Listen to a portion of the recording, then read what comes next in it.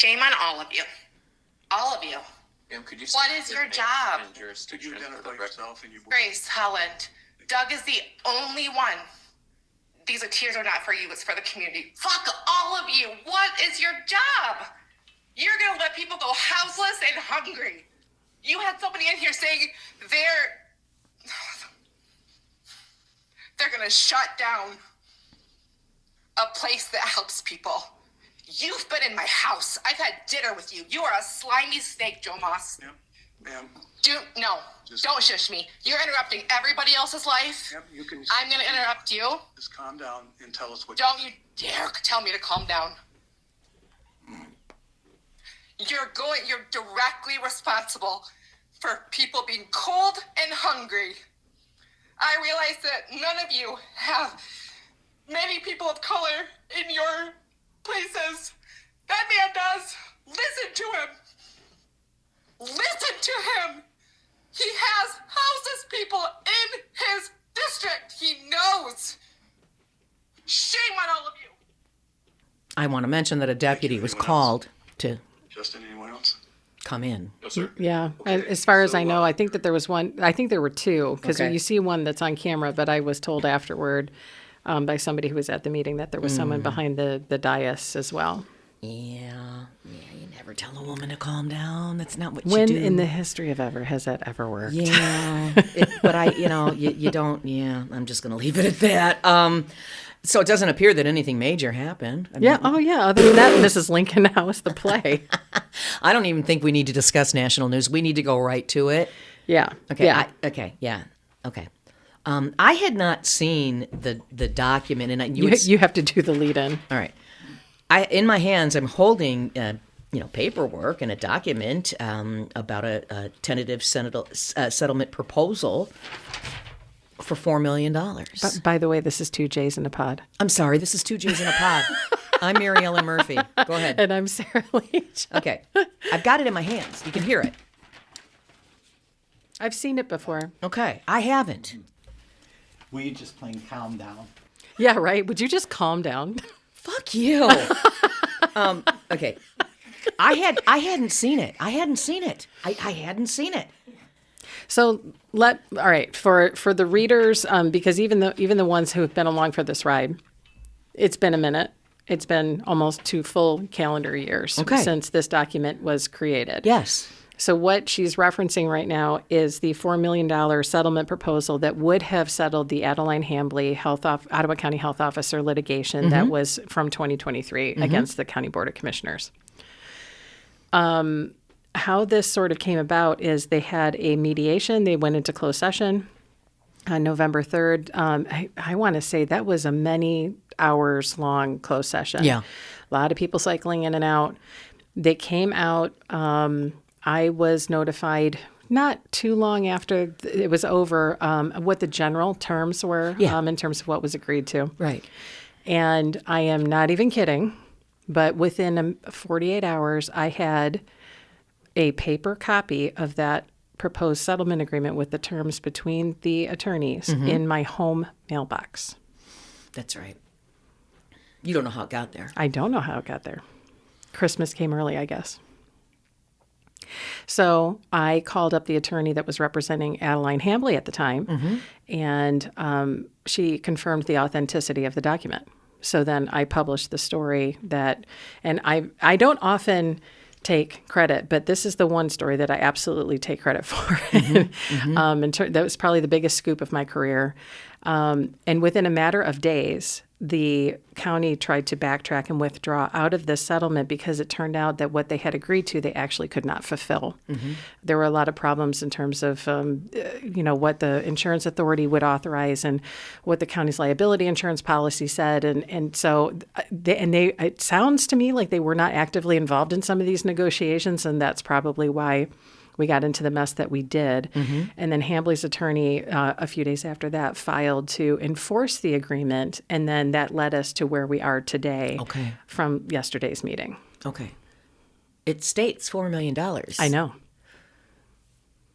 Okay. And it guarantees the resignation or maybe it says retirement of then Deputy Health Officer Marcia Mansoray. Right. who has since retired. Yeah, she got out. Yeah, yes. She got out. After this was all settled. But, ultimately this was resolved with the judge coming out and saying, yes, they had an agreement, but because they didn't vote on it properly, which is probably a violation of the Open Meetings Act, which they seem to do a lot of in 2023, it was unenforceable legally.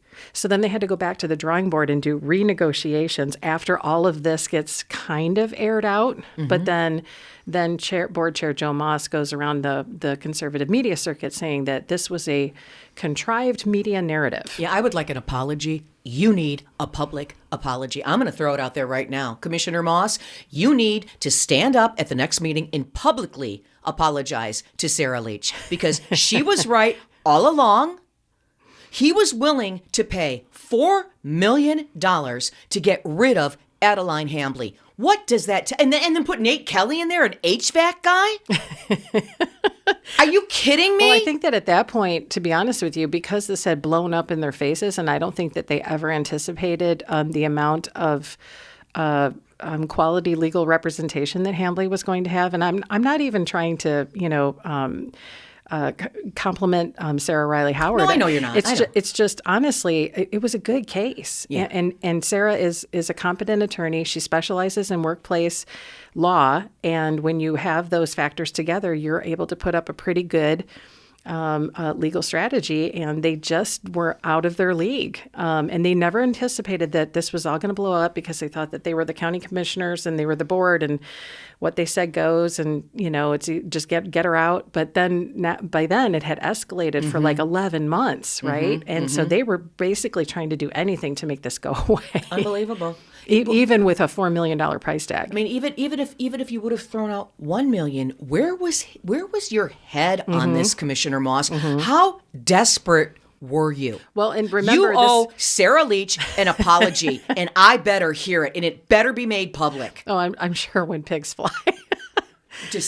I'm absolutely disgusted. I'm disgusted. I mean, I look at it from the point of view of people who don't really want to admit when they're wrong.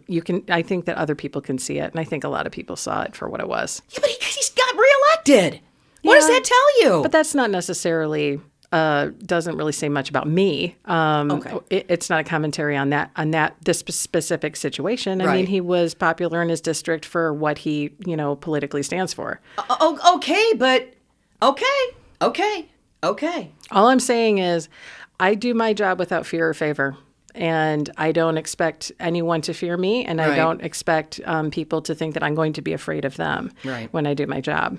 I did not have any commissioners on today. I've decided not to have anybody on until I've seen the meeting myself, because how can I interview somebody about something if I haven't watched a 4-hour meeting? It doesn't really or connected with you, or at least Right. gotten. Right. So I watched bits and pieces of this meeting. I have no idea. Well, I know a little bit. There's of a what lot happened. to unpack. So let's start unpacking. Let me take this $4 million document and I'll put it over here in my purse. Well, one thing that I wanted to talk about a little bit today is that this was very cathartic for me in a different way. Okay. Because I feel like I'm going to be validated, not in the way that you think, but in the way that is supposed to happen, where the truth comes out. That's all that we ever really wanted. That's true.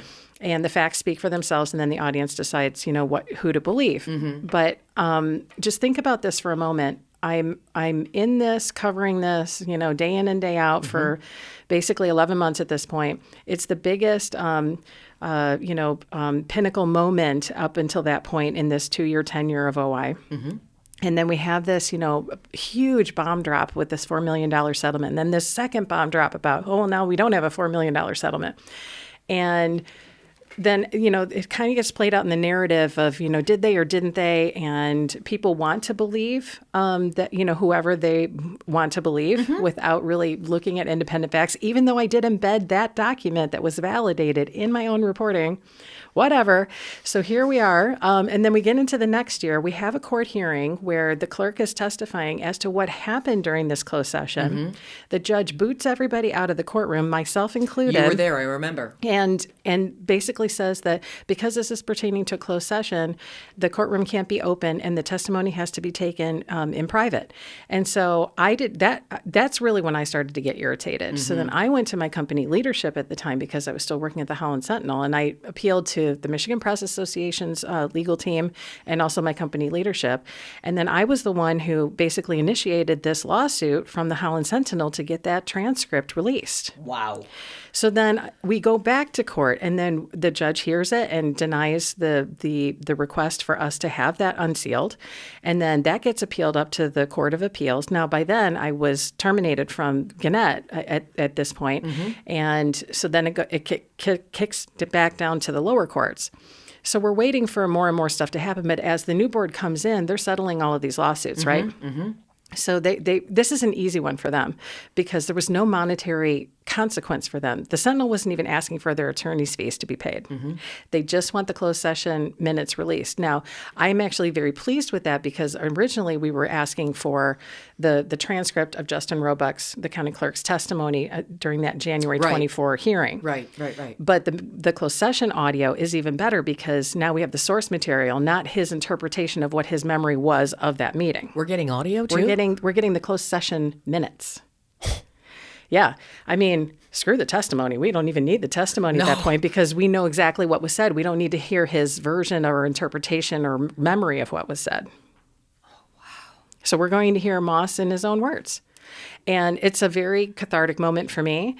And I think that this kind of comes full circle, because it's very fulfilling when, I've known this all along. I know. Now everyone else is going to know. And that is enough for me. Okay. Yeah. Yeah. Okay. Yeah. I still think he needs to apologize to you and to all the media that he called liars and whatever it was. Well, that's what politicians do. Yeah, I guess that's what they do. Whatever. Okay. Wow. All right. What happened at this meeting? It was like 4.5 hours or something. Yeah, I think that the next most interesting thing that happened from my perspective was we had another discussion about the severance agreements with Epperson and Wetmores. So this is sort of part 2. We're still on this? We're still on this. So we had the closed session audio and written minutes of those December meetings released last week. Yes. So now we visited the other documentation that was curated after those separation agreements were approved in December. The new board comes in, and I think that there's a lot of questions and rumbling about how, this came to be. We're in the middle of litigation challenging these agreements, and so the new commissioners are listening to those old recordings because despite what some members of on the commission say in public meetings, they're alleging that new commissioners don't have the right to listen to old audio. No. These minutes belong to the body. Yeah. There's nothing in the Open Meetings Act that prevents new commissioners from listening or reviewing old files. It belongs to the entity, not to any one person who's in it. You're looked at as one universal thing. And contrary to popular belief, you also can talk about things that happen in closed session. It's not necessarily a good look, depending on what the circumstances are. But the Open Meetings Act is silent about commissioners discussing what happens in closed session. The only thing that is addressed in the actual state statute says that the municipality or the body needs to release closed session minutes per court order.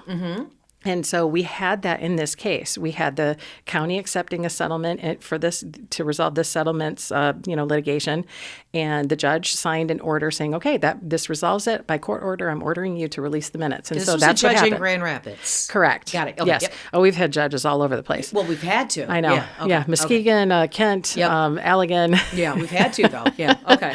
Yeah, I've put a lot of miles on my car. I believe it. And so now we have some supplemental information that was curated between January, when the new board came in this year, and to present. And we heard some reference to this in the September Board of Commissioners meeting when Jordan Jaritsma did that whole speech at the end of the meeting. I remember. And he was seemingly reading from things, and he said, well, here's an affidavit that Mr. Nate Wolf provided to the county, and here's some things that it said. Here's a timeline that he provided. Here's some references on terms of what Jordan Epperson alleged in this complaint that somehow pertained to wrongdoing on behalf of the county against him, allegedly. And so by talking about some of that material, it created a question of whether or not if these were confidential materials and or under the protection of attorney-client privilege, by discussing them in open session, does it therefore make them public? Oh. And I think, given the appetite of trying to get these closed session minutes out there, I was fully expecting, plus in a response to one of my FOIAs, I was fully expecting that they were going to release these additional materials yesterday, which they ended up doing. But there was a very interesting conversation that I'm a little conflicted about, because I think that there's some miscommunication that is going on in the county, and if you will let me explain, I will. Okay, so we have a new corporation counsel, and his name is Ron Bulchey. Yeah. And he's doing pretty well. He doesn't always, speak during meetings because it's only if there's something applicable. So when we're having this discussion about whether or not we want to release, and in this case, it is the Epperson complaint, the complaint that Jordan Epperson wrote that alleged some sort of wrongdoing against the county, that Moss then represented in that closed session to say I can't show you what his claim is. I can't tell you what our liability is. I can't tell you what the report is from the attorney that represented this investigation, but it's super serious, and we have some super serious liability. So there is an actual complaint that Jordan Epperson wrote and submitted. Now, there was some discussion about who that was submitted to in yesterday's meeting. And from what I can ascertain, I think that it was submitted to Moss specifically, at least before the investigation began. Now, the attorney that was hired to investigate the claim has asserted that Moss initiated the investigation and also prematurely terminated the investigation before it could be completed. I remember that, yeah. At the meeting yesterday, Moss says that Mr. Wolf was not truthful in his representation of how things happened. In fact, he specifically said, and I quote, "It starts false and it ends false." He said that I was not the one to contact Mr. Wolf to start the investigation. It was Jack Jordan, who was the former corporation counsel under Ottawa Impact. It was not me who terminated the investigation. It was, again, Jack Jordan. Now, no one asks the obvious question, well, at whose direction did Mr. Jordan do that for? Nobody asked Because that? it was never discussed. Well, none of the commissioners even knew that this was even happening until they walked into that closed session on December. They didn't even know that a complaint had been made or an investigation had been authorized. So you tell me, do you think that the board chairs seem to know everything else, walking into it? Right. So it's just sort of like, we just don't acknowledge the facts that are not convenient to the argument. We're just hoping that people just don't notice the holes in the story, And so so this ends up leading to a conversation of, well, what is exactly FOIAble and what is exactly that we have to waive privilege on? And what I found interesting is that Mr. Bulchey, the corporation counsel, says, well, the complaint that Jordan Epperson filed was not protected ever. Now, he is right, because I have filed several FOIAs in my career for, let's say you have a teacher that gets fired and you know that the cops are involved in some way and maybe a student, and you're not sure what's going to happen. So when you file the FOIA, you ask the district for their entire personnel file, including any disciplinary action, any complaints that have been made, and all of that is subject to FOIA because they are publicly paid employees. So I FOIA'd for that very document on September 23rd, and I was denied. That's right. So color me surprised when the Corporation Counsel says that was never a confidential document and always should have been disclosed had somebody asked for it. Whoa. So then Commissioner Doug Zylstra, the only Democrat on the commission, says, oh, really? So anyone who would have asked for it, even up until now, should be able to get that. Well, he has a copy of my FOIA report because he asked for it. And so he knew what I knew in that moment. So Mr. Bulchey says, yes, that it should be disclosed. And Mr. Zylstra says, well, what if I were to tell you that a FOIA got denied asking for this? And Mr. Bulchey says, well, to my knowledge, that never happened. So that tells me that Mr. Bulchey is not necessarily knowing how FOIAs are being processed. And that deeply concerns me about, who knows what and who's minding the store.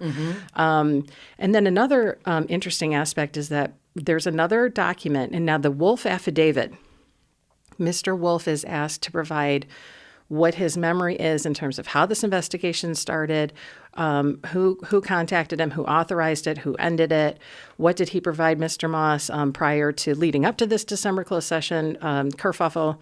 And so he does that. Now, is that a document that is protected by attorney-client privilege? That is an interesting question. Just because an attorney writes it doesn't mean it's necessarily automatically privileged. You have to be an attorney who's performing work for the body. Is he technically providing work when he's doing this service now? I mean, when he was doing the investigation, yes, but when he's doing it now, I would argue probably not. Right. I would say something along the lines of, he's providing facts. And so that's what Mr. Balchi says is that, well, he was just providing his factual account of what his memory was in terms of what he provided. There's no legal analysis in there. There's no opinion that is in there. There's no discussions about legal strategy that's in there. So in his mind, he doesn't think that this is a privileged document. Do you know what Epperson's complaint was? Well, they've talked about it in a couple of different ways. You have the comments from Juritsma in September, where he said that there were complaints that were alleged against Human Resources and against Mr. Moss and Mr. Gibbs. Now, we don't know exactly what I can hazard a guess, given the body of work that we know in terms of allegations against Mr. Gibbs. And we also have supplemental information that the Assistant Director of Human Resources for the county gave to me just last week for my story last week, where he provided also a statement to the county and his conversations with Mr. Wolf in terms of what the complaint contained. And, that was basically that HR leaked information to me, which we talked about last week, that absolutely never happened. But there were also a lot of substantive things that were in there about Gibbs. And I don't know if you remember this, but in the closed session minutes, that's hardly ever touched on. I know. In terms of what and frankly, I think that was like the majority of what the actual issue was. And I think that they sort of needed the construct of something having to do with HR in order to kind of get them out of the conversation and the picture so that these agreements could happen without, necessarily being disrupted by other, responsible forces, if you will, because that's the optics. That's the way that it's reading. And so we're talking about this Wolf affidavit, and Mr. Balchi says, no, this is absolutely, in my opinion, would not be privileged. You can waive it or you cannot waive it, but I'm expecting 10 FOIAs to be filed by tomorrow, and I would recommend granting them because I don't see any reason. I mean, not just the fact that it's been discussed in part or in whole in a couple of different meetings, but also I'm not sure it was ever privileged in the first place just because you're giving a timeline of how events happen in 2024. That's not really what privilege is about. And so, I've refiled my FOIA because I was also denied that document on September 23rd. And so, Mr. Balchi, if you're listening, you might want to have a conversation with your FOIA department because that's what that conversation pertained to. You gotta wonder if John Gibbs every now and then just goes to Google and types in Ottawa County Board of Commissioners and then hits the news. Every once in a while, and it's been a long time. It's been a minute, but every once in a while he would slide into like my Twitter feed when I was live tweeting, and he would like a tweet where it said where it was not necessarily flattering to one of the OI commissioners. I have to wonder if Mr. Gibbs was forced on them. I don't know. I've never really been able to establish much of a connection. I've had people tell me that that he didn't even meet Joe Moss until like maybe about a week or two before he was hired as the county administrator. Okay. But again, I kind of got the same impression when I interviewed Mr. Gibbs right after he was the one and only time I've ever talked to him when he kind of tried to explain how he hired Mr. Wetmore and Mr. Epperson. The best that I got was, they both came highly recommended from people that I trusted, and I should not have trusted those recommendations. He never says who those people are, but it just sort of underscores that I think that there's, more of a broader network that is working together to try to presumably achieve shared goals, but they're just kind of not great at doing it. I get the impression that maybe because there's a new board and it's, that that people thought that things would just go back to normal, and it's been anything but. And you had said something, I think last year, You said, "Oh, I think it's going to be more dicey," and It's going to be more interesting navigating out of this than it did getting into I it. would agree. It's interesting to me when I watch Jordan and Jacob. It's so funny. They try to do the poker face and they can't. But they're biting their tongues. But Well, the OIers aren't that great at oh no, controlling their facial no, expressions either. I know. I don't know. I just find it interesting. That's all. So what else happened? What? Yeah, there's a couple of other takeaways. One is I was picking up on Chair John Teeples' increasing frustration with overseeing the board meetings. And this came out in a variety of ways where you could just sort of, he was staring at the table a couple of times when we would have these protracted circular discussions about lots of different things, not just about the legal stuff. There was a conversation about some sort of an analyst job that is an employee underneath the administrator's office. Oh, by the way, this was Patrick Waterman's first meeting, the new Ottawa County administrator. Oh yeah, I sent you a text. And we didn't talk. We didn't hear from him until she's trying to side eye me. So we didn't hear from him until the end, basically. But Right. But they're talking about this position that would report up to administration. And it took me a minute to try to figure out what exactly we were talking about because it didn't, you could tell that there was some sort of a tension or a conflict. There was something. But I didn't know what it was. Yeah. And what I finally sort of deduced is that you had the 4 OIers and the Democrat, and for different reasons. They were sort of aligning on the same side of this particular discussion. And then you had the traditional moderate Republicans.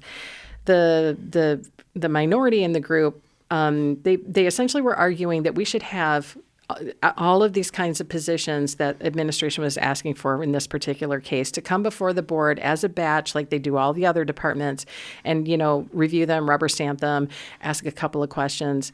And there seemed to be this pushback by the majority, and I couldn't understand why. I mean, the reasons just didn't quite...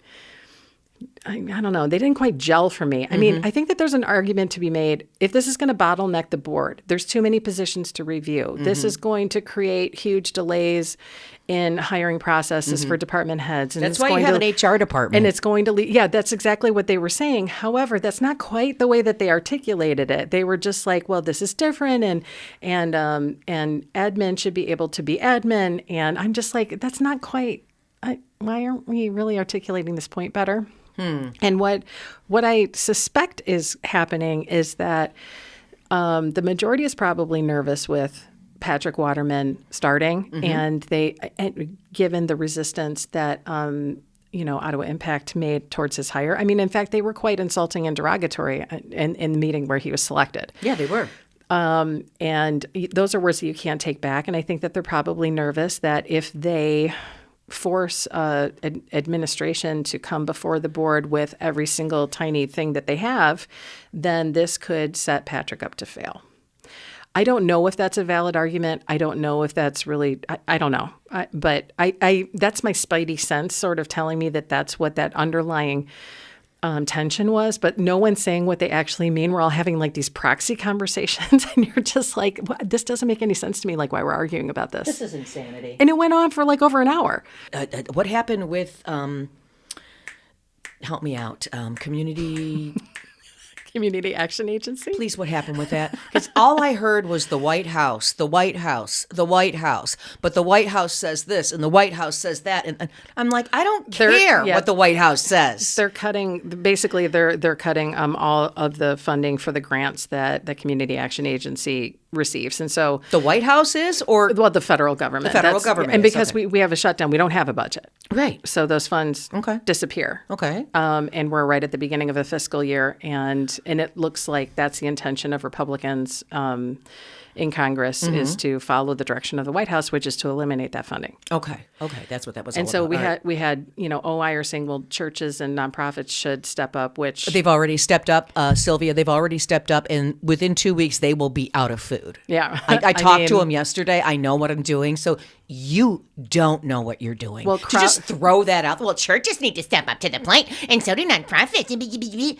You know how easy it is to say that? I know. And it's such a trope that I've heard for years. I've heard politicians Please, saying that for give years. Give me a break. As Have a you ever worked a justification. food truck? I mean, have you ever set foot in the Momentum Center? Have you ever gone to St. Pat's and seen and looked into the eyes of people that are hungry? Because I have. Yeah. I have. I've donated plasma to put food on the table. And, it's hard for me to fault people if they don't have life experience. Then go out and get some. Well, they think, that's the part of being an entitled person is that you think that you already have it. No, you don't. Well, you can't recognize it within yourself. Do you know what I mean? Yeah. Well, and one other thing that I want to point out is that I have some concerns about the tone moving forward. Yeah, I know. And that is because when we got to the administrator's report,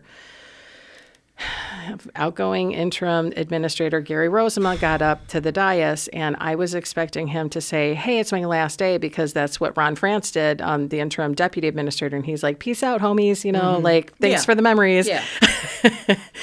Sorry, not sorry. But Rosema did not do that.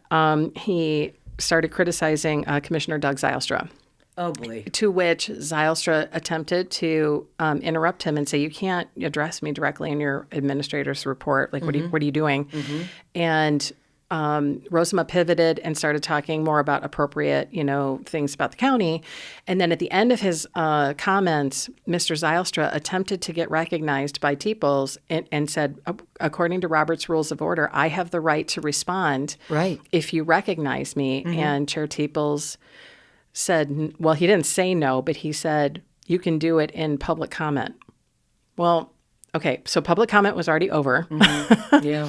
What he meant was commissioner comments, but by then he was kind of, I think, in my estimation, he was fed up. He was very frustrated. That was like bleeding out of his tone. And then the Ottawa Impact women, Miedema and Rhodey, jumped in and said, Mr. Zylstra, you can go in front of the dais and use the public comment podium, I should say, in order to make your comment heard. And so then we got into commissioner comments, and Mr. Zylstra was only allowed to go like third to last, which not sure if that was appropriate given what had just happened moments earlier. Yeah, he went first. And and by the way, Patrick Waterman said that Mr. Rosema is going to stay on as his interim deputy. What? Oh, man. So he's not going anywhere for a while. Okay. And then we get to Mr. Zylstra. Mr. Zylstra said, no, I'm good.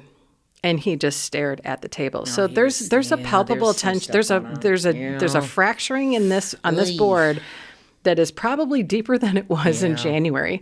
And it concerns me greatly. Me too. But again, it's not just the OIers. It's not just the fact that they're also, the majority also seemingly is in complete discord with the only Democrat. But Mr. Rosema, this is the second consecutive meeting where he has gone after a county commissioner directly. Oh, gosh. And criticized them at a public meeting.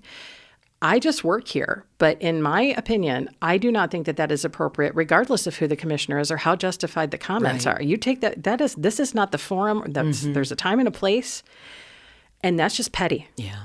And there's no justification for it. And I have gotten some feedback from some commissioners in the majority, and I won't say who, that seemingly are justifying this behavior as he's just frustrated with the way that things have gone. We're all frustrated. Do you know what he's done for the county, et cetera, et cetera? And to which I will say... But what about? But what about? It doesn't matter. Doing your job is the expectation. I know.